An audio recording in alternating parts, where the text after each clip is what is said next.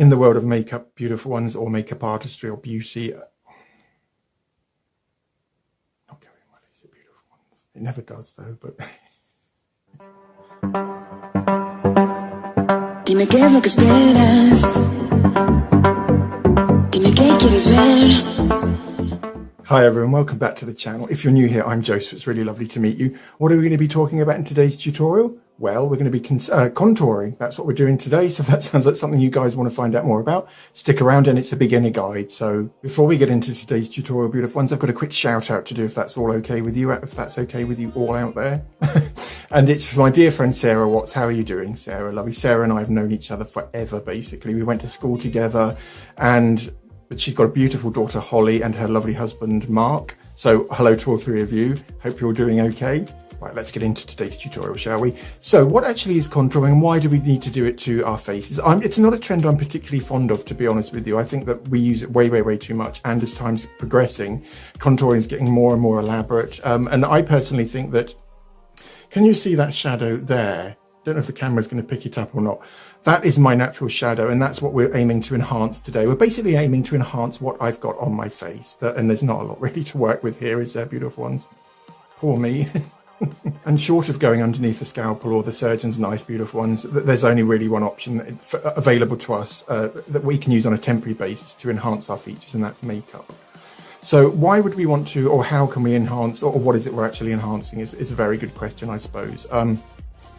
What we're aiming to do here is to bring certain parts of our face forwards and pushing other areas back, so that we are in effect creating the illusion, is as good as word as any, isn't it? The illusion of a more enhanced face. How do we bring things forwards, and how do we push them back using something as simple as makeup? Very good question again.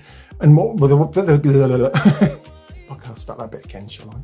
A good rule of thumb, beautiful ones, to remember is, especially when we're contouring, but this applies to art, it applies to most things in life, is that if you want to bring something forward, we make it lighter, and if we want to recede it or push it back, we make it darker. In the world of makeup, beautiful ones, or makeup artistry or beauty, it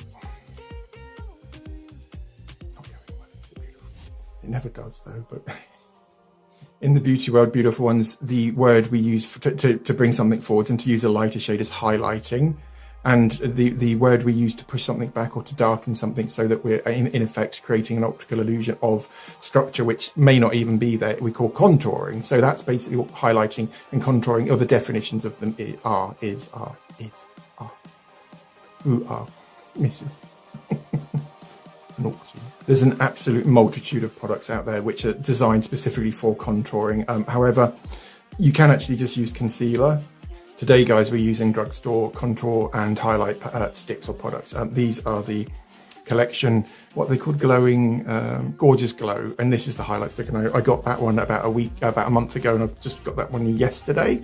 Got the contour stick yesterday, and this is a truly great product because I have opened it and had a quick look. Haven't tried it on yet, and it's got a very, very cool tone to it. And I'll talk to you a little bit later about why having cool toned contour is so important, as opposed to something warmer, which would lean towards bronzers. But so beautiful ones, the first step in enhancing our face, which is actually highlighting, so bringing an area forward, is just to have a quick look at your face. Don't spend hours and hours and hours like I do, looking at yourself in the mirror, gazing longingly at yourself, do you know what I mean?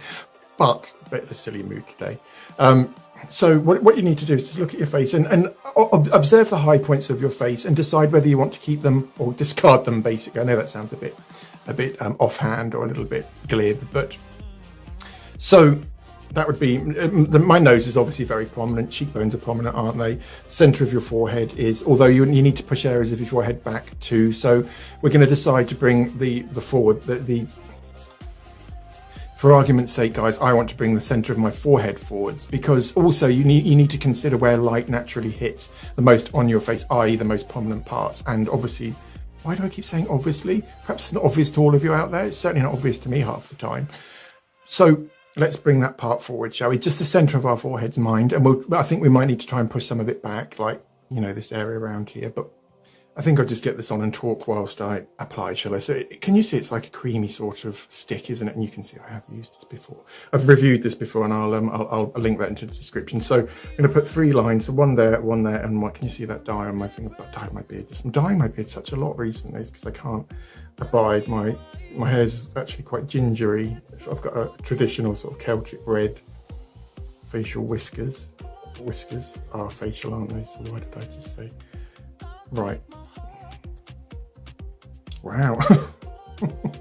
Totally missed the mark, but hey, so if that doesn't matter if that happens. And you can do this over foundation. I'm doing this on virgin bare skin today, just, you know, just to demonstrate to you, beautiful ones, what this looks like. Although, you, as I just said, you know what I mean? Just do your normal makeup and contour. And then you just need to blend that in, guys. And I'm just using my highlighter brush here. This was £1 from B&N or Poundland, I think, which I got in was at Lymington when I did my holiday vlogs, and I'll link those into the description too. And this brush, it's very very soft. So if you're having trouble blending it in, just go and get yourself a harder or a firmer brush. Is a better word than harder, isn't it? And what I'm doing there is just buffing that in and swirling that in, and I'm going to bring down some of that down onto my nose too. Can you see how that's lit that area up, isn't it? I.e. brought that area forwards, creating the optical illusion of that area coming forwards. So so the eye basically takes more notice of it because it's lighter. So guys, that's the highlighter taken care of. And remember, this is a beginner's guide, so this is very, very cut back and very, very simplified. And you need to tailor this to your shape of face. Yeah. So should we go in with the contour now? And what the contour stick would show something in my eyes really itching. I haven't got conjunctivitis.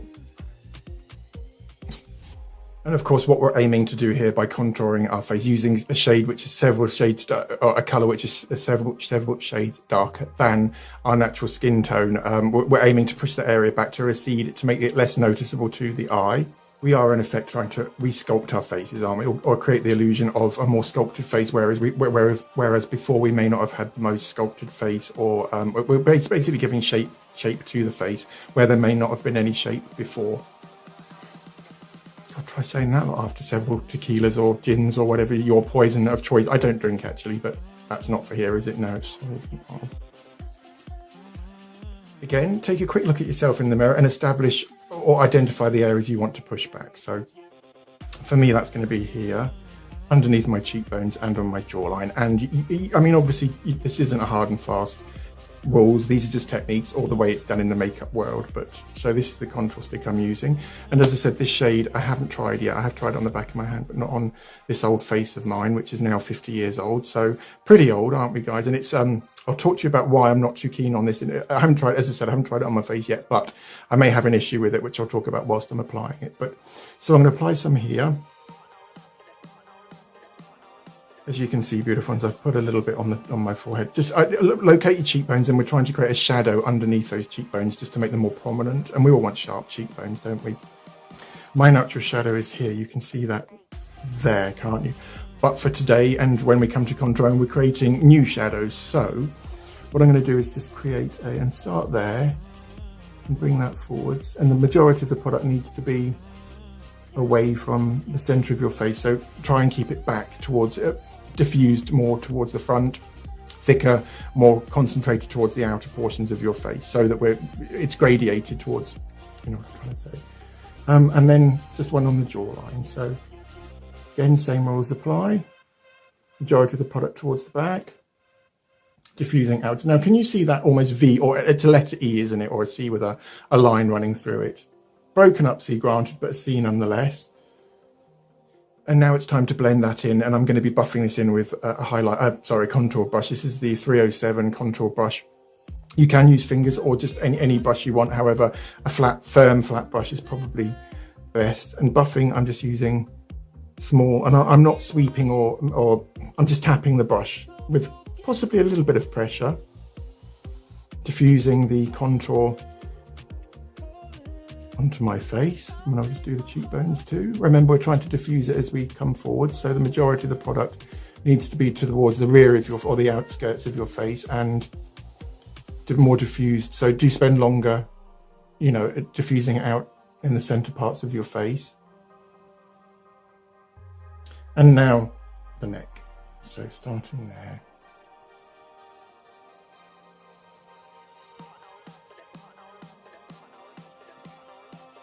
Blending down. And what this will do, this will just slim down my face as well, because darkness on the outside will push your eye inwards and give you the optical illusion of having a much more slimmer face. especially when they're even, or this side mirrors that side. So once my whole face would be done, that would create the optical illusion of having a slimmer face and a more sculpted face, which is the whole idea behind contouring, isn't it, really? So that's the contour on.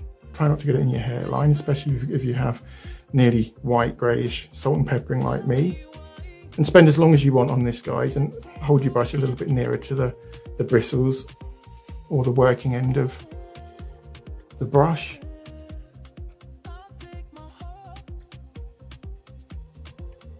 Can you see that? It's barely there, isn't it? But it's just enhance my face, and especially my cheekbones. I think that looks amazing. And I would stop there basically, but it's up to you really. And beautiful ones, because we are creating these optical illusions or tricking the eye into thinking something isn't there when it is there, or is there when it isn't there, we can actually manipulate the way our faces look or change things we don't like about ourselves. Now, I've got a really, really big forehead overnight, very broad and very tall. What I would do if I wanted to shorten my forehead or make it more narrow is to apply my contour up here, blending it into the hairline, of course, and that will narrow the amount of visible space or stuff you can see. If you guys out there have a very small or narrow forehead, I wouldn't contour at all, just highlight. And then once you've got your contour on your face, then it's a good idea to identify areas which need a little bit more. Now, I think that my cheekbones, that looks quite prominent, especially when I just sit there. Can you see that shadow there? That's my natural shadow, although it's been enhanced by using a product like, I'm going to put a little bit more on. And the reason I'm not enthralled by these contour sticks, the colour's great, by the way, very, very cool, very shadow-like, is the fact that they're very, very, very shiny, very greasy, and the finish on the skin isn't matte, which is what you need when if you think about it, we're trying to push shadows back, aren't we? Or we're trying to create the look of something which is recessed, and you've got a great big greasy old strip on your face that's going to draw the eye to it, whereas we're trying to disguise it or push it back, as I've just said. And another rule of thumb, beautiful ones, is to always stop, look straight ahead, and where your pupil is, draw an imaginary line down there. Never ever go anywhere further in than the eye. So what we're aiming to do here is to, and I'll use my finger this time, shall I? Is to start off here, using most of my pressure towards the outside of my face, and I got that bit wrong, didn't I? I'm in the reverse, sorry. I'm using a little bit more pressure towards the center of my face because I want the color to be, the contour to be more diffused as I come in towards the center of my, can you see that I'm stopping? Because if you go in too far to the center of your face, it just confuses things. And if you beautiful ones aren't inclined to particularly go out there and buy a whole new contouring set, and you have a couple of concealers, say one which is much, much fairer than your skin tone and another one which is much darker, that would do the trick or the job just as well, because you're giving yourself the coverage there as well, and the longevity which most concealers offer. And nowadays, the choice of shades in most concealers is phenomenal. It's almost as good as most foundations. And also a very important point to make here is the fact that you need to establish your skin's undertone, and I've done a video on that as well. I'll link that into the description.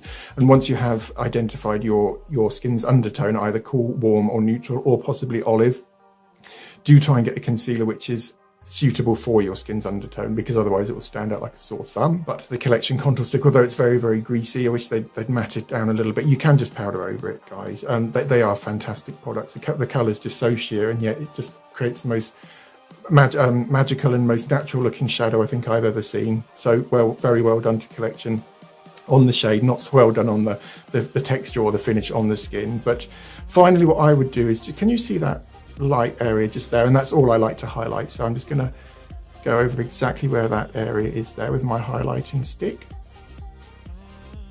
Oh, don't touch your glasses with the stick, man.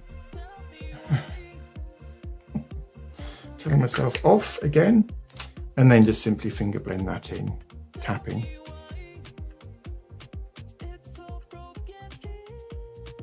And that way, guys, we have given my face not a lot of structure, but a little bit more than was there before.